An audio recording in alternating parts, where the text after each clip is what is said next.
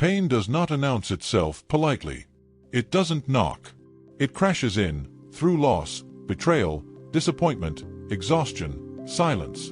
One day you wake up and realize something inside you is no longer whole. You are functioning. You are smiling when required. You are productive, responsible, composed. But underneath all of it, something aches.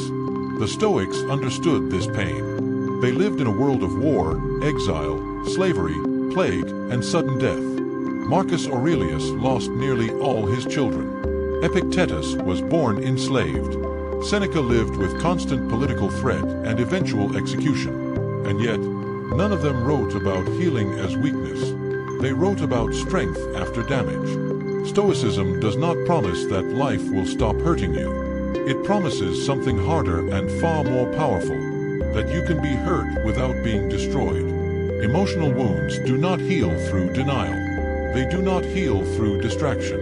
They do not heal through waiting. They heal through clarity, discipline, perspective, and courage. Modern culture tells you to vent endlessly, to relive the wound, to define yourself by what happened to you. Stoicism asks a different question. What if your pain is not your prison, but your training ground? What if healing is not about becoming happy again, but about becoming unshakable? This is not a list of comforting affirmations. This is not spiritual bypassing. This is not toxic positivity. These are laws, principles forged in hardship, tested by centuries, and still standing. If you follow them, you won't just feel better.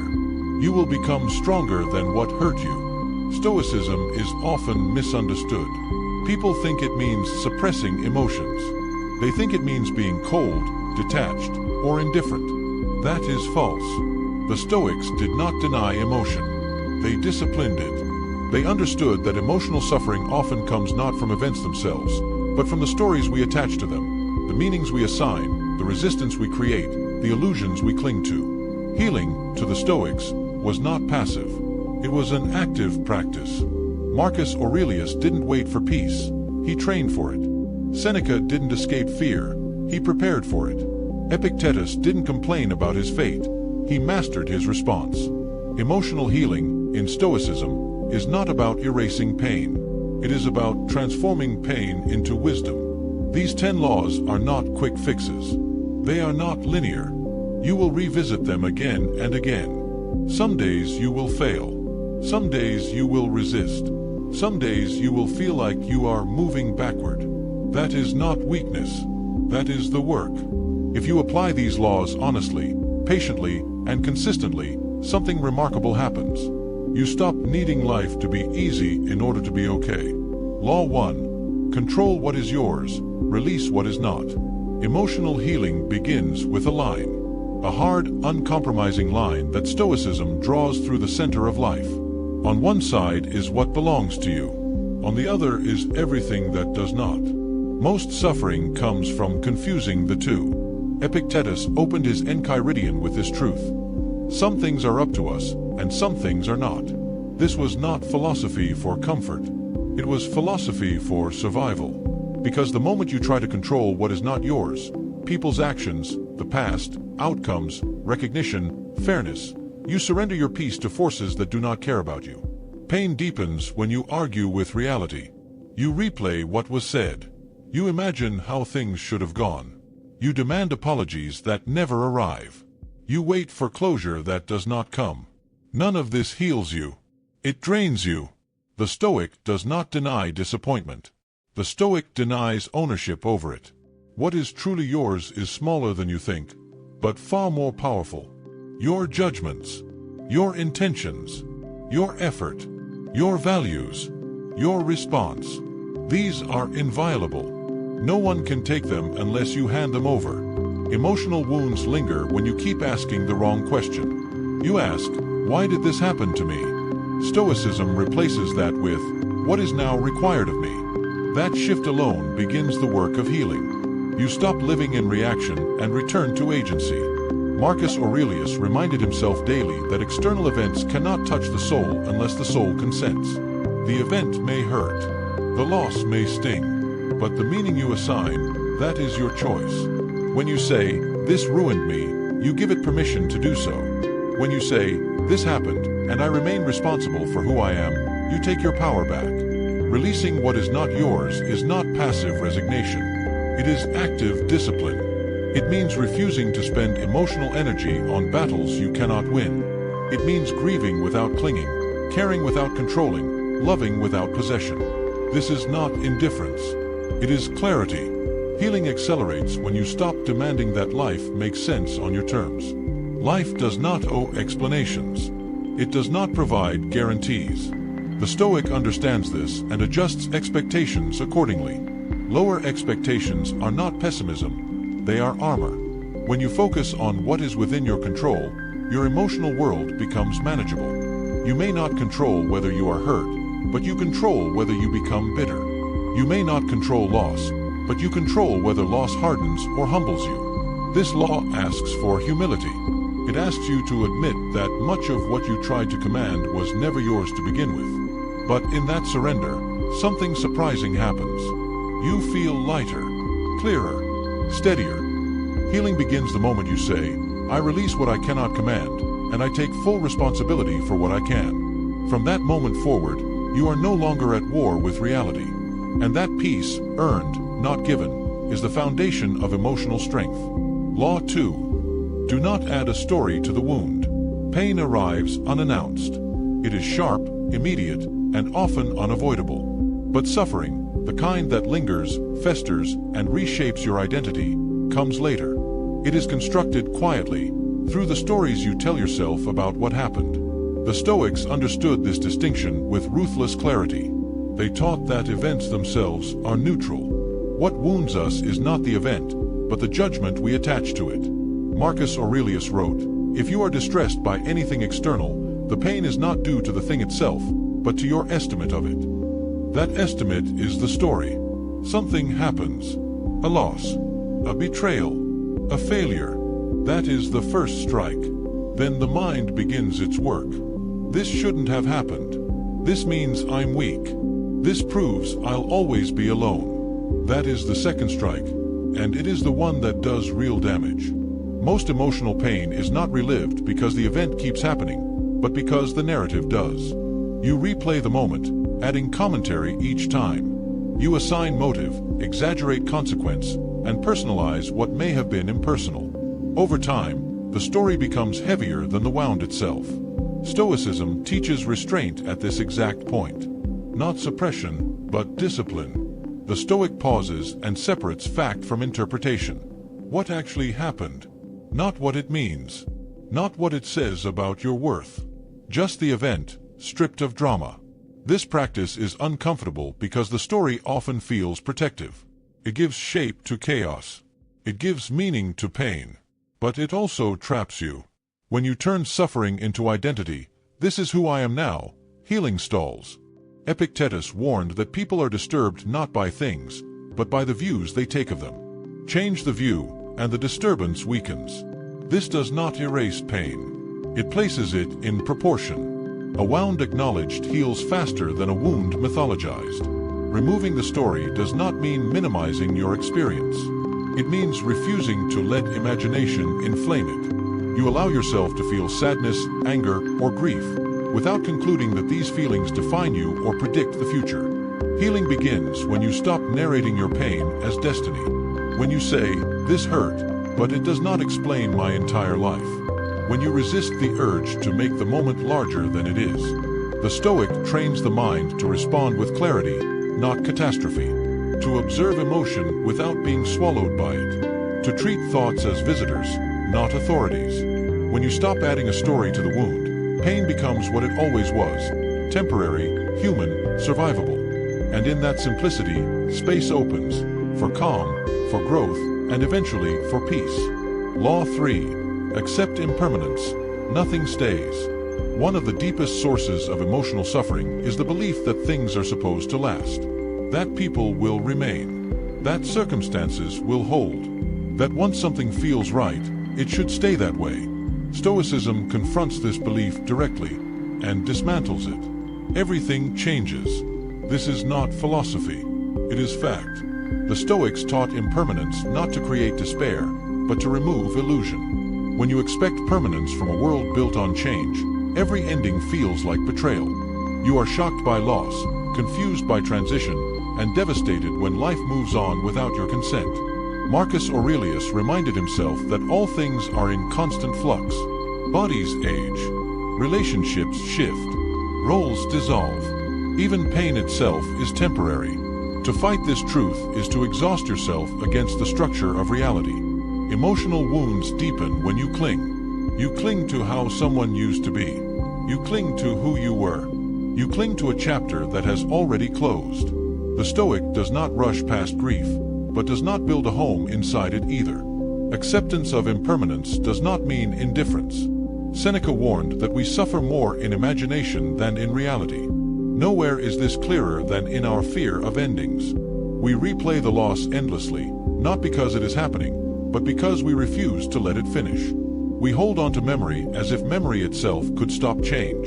Stoic practice invites a different posture, gratitude without attachment. You appreciate what was without demanding its return. You say, "This mattered, even though it ended." That single thought transforms grief from bitterness into reverence. Impermanence also reframes your current pain. What feels endless now is not. No emotion, no state, no situation is immune to time. This is not false hope. It is observation. The Stoic uses this truth as a stabilizer when emotions threaten to overwhelm. Memento mori, remembering that all things pass, softens the grip of fear. Healing accelerates when you stop asking why something couldn't last, and start asking how fully you lived while it did. When you stop measuring life by duration and start measuring it by depth. To accept impermanence is not to lose meaning. It is to place meaning where it belongs, in the present moment, not in guarantees that never existed. Nothing stays, and because of that, nothing is wasted. Law 4. Use adversity as training. The Stoics never asked for an easy life. They asked for a strong mind. This distinction changes everything. Where others see hardship as an interruption, the Stoic sees it as instruction. Where others ask, "Why is this happening to me?" the Stoic asks, "What is this meant to train?" Adversity is not an accident in Stoic philosophy. It is preparation. Seneca wrote that no one discovers their strength in comfort. Just as the body grows through resistance, the mind matures through challenge. Without friction, character remains untested, undeveloped, theoretical. Pain, then, becomes the arena where strength proves itself. Emotional suffering often feels like failure. You assume that if you were wiser, calmer, more evolved, you wouldn't feel this way. Stoicism rejects that fantasy. Feeling pain does not mean you are weak. It means you are human. The work is not to avoid pain, but to respond to it with discipline. The Stoic reframes adversity as practice. Loss becomes a lesson in detachment. Rejection becomes training in self-worth. Uncertainty becomes an exercise in trust. Each difficulty carries a specific invitation: grow or break. Stoicism chooses growth, not through optimism, but through responsibility.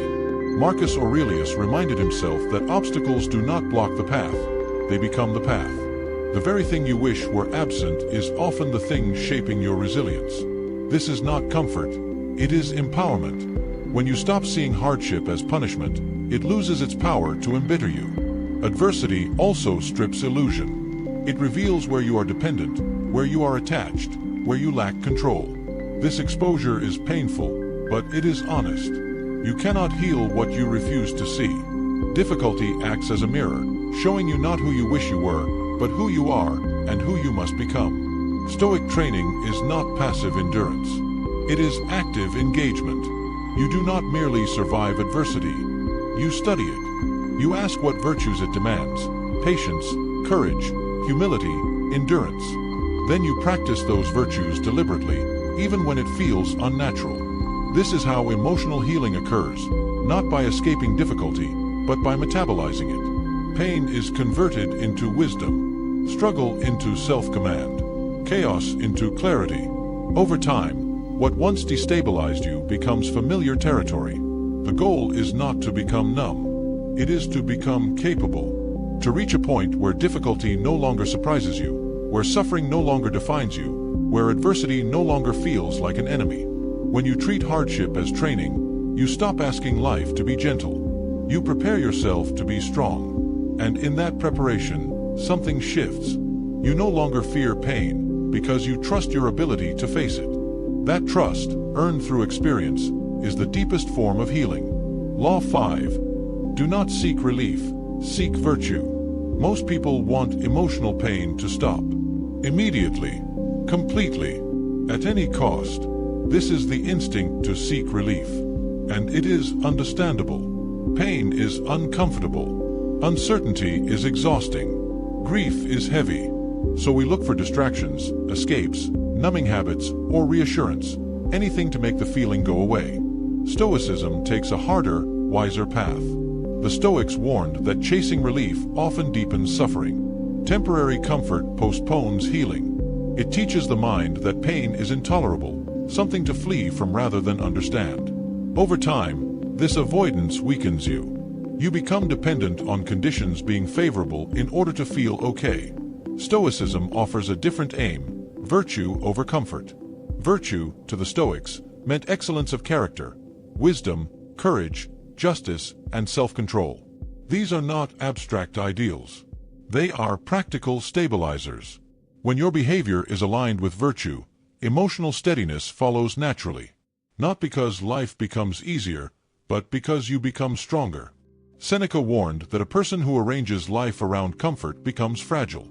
The smallest disruption feels catastrophic. The Stoic, instead, builds character that does not collapse under pressure. This is why Stoicism does not promise relief first. It promises resilience.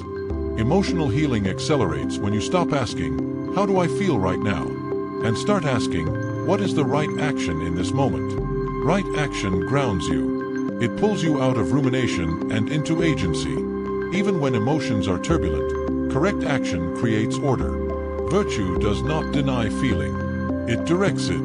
Courage allows you to sit with discomfort without panicking. Wisdom prevents you from making permanent decisions based on temporary emotions. Self-control keeps pain from turning into self-destruction. Justice reminds you not to harm yourself or others in moments of distress. Seeking virtue also removes entitlement from healing. You stop expecting life to accommodate your feelings. Instead, you take responsibility for your conduct regardless of how you feel. This is not cruelty toward yourself. It is respect.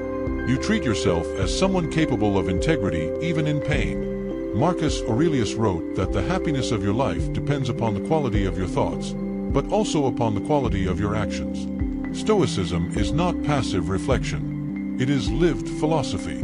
You heal not by thinking differently alone, but by behaving consistently with your values. There will be days when virtue feels heavy, when doing the right thing feels exhausting, when comfort seems easier. Stoicism does not deny this. It simply reminds you that ease is not the same as peace. Relief fades. Character remains. When you prioritize virtue, something subtle happens.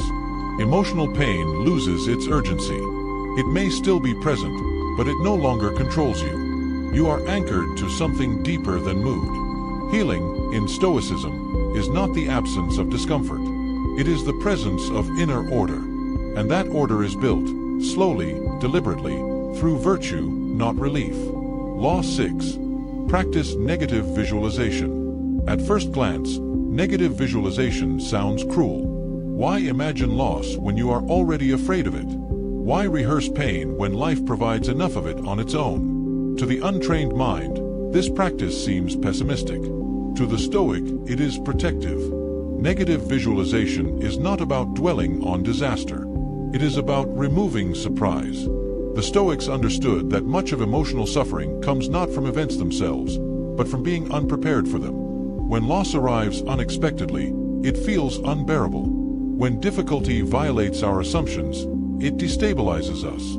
Preparation softens the blow. Seneca advised regularly imagining the loss of what you value, not to become detached, but to become grounded. When you remind yourself that people can leave, health can fail, status can vanish, you stop clinging to them as guarantees.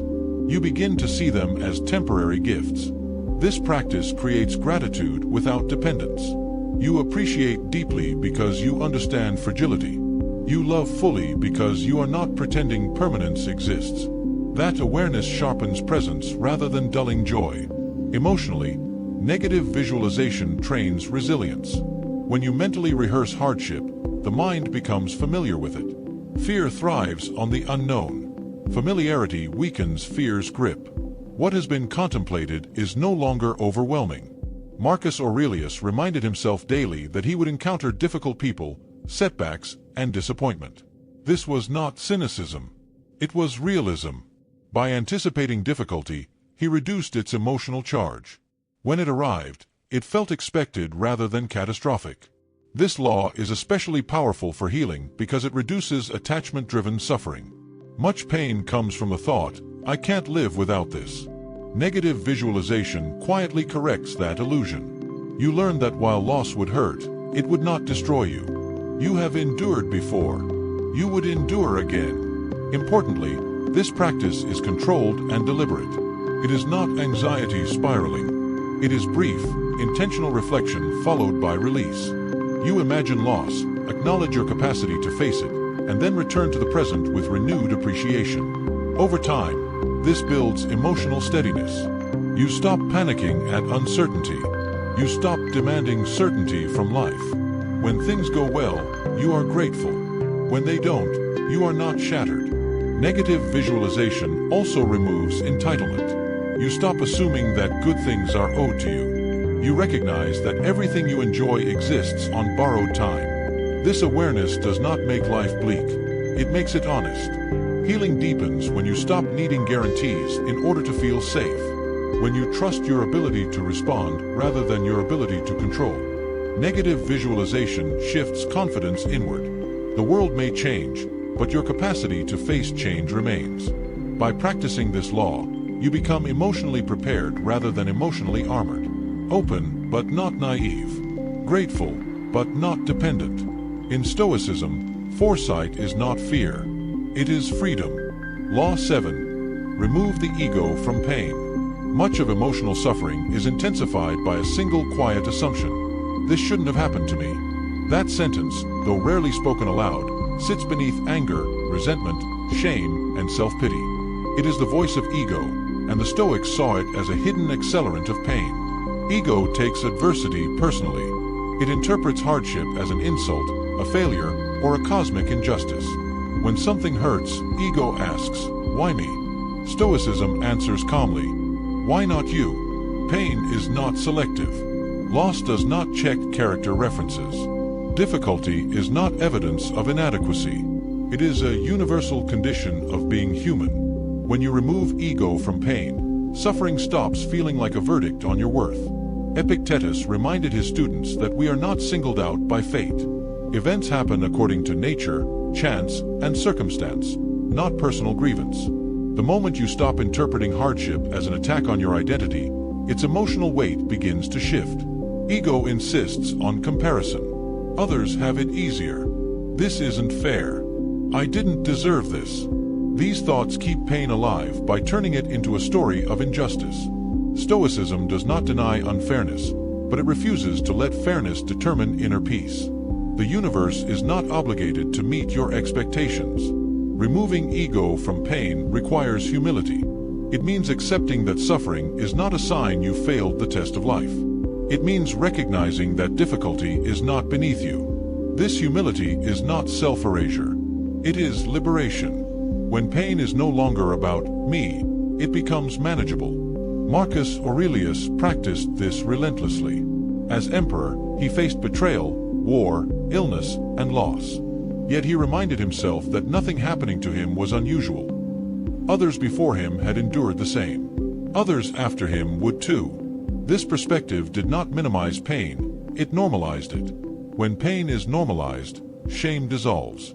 You stop asking what is wrong with you. You stop hiding your wounds. You stop layering judgment on top of hurt. Healing accelerates when pain is treated as an experience, not a flaw. Ego also demands validation. It wants recognition for suffering, sympathy, special treatment. Stoicism cautions against this trap. Not because compassion is wrong, but because dependence on external validation makes healing fragile. If peace requires others to acknowledge your pain, peace remains outside your control. Removing ego shifts the focus inward. You stop asking to be understood and start focusing on understanding yourself. You stop defending your suffering and start working with it. When ego steps aside, pain becomes quieter. Not gone, but simpler. It is no longer tangled with pride, entitlement, or self-importance. It becomes something you can carry without being crushed by. In Stoicism, freedom is not avoiding suffering. It is suffering without illusion. And removing ego from pain is one of the most powerful illusions you can let go. If these laws resonated with you, don't let them remain words on a screen. Stoicism was never meant to be admired from a distance. It was meant to be practiced, slowly, imperfectly, daily. Emotional healing does not happen in a single moment of insight. It happens through repetition, through choosing restraint when reaction feels easier, through choosing clarity when emotion feels overwhelming, through choosing discipline when comfort calls loudest. Take one law, just one, and apply it this week.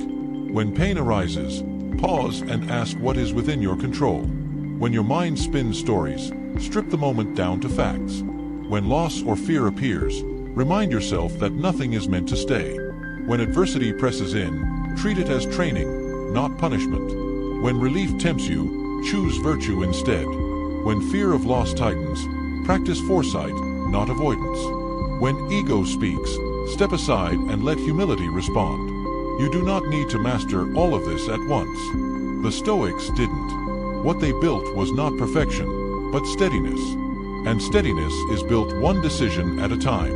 If this work speaks to you, stay with it. Revisit these ideas when life is calm, so they are available when life is not. Write them down. Reflect on them. Test them against real moments, not imagined ones.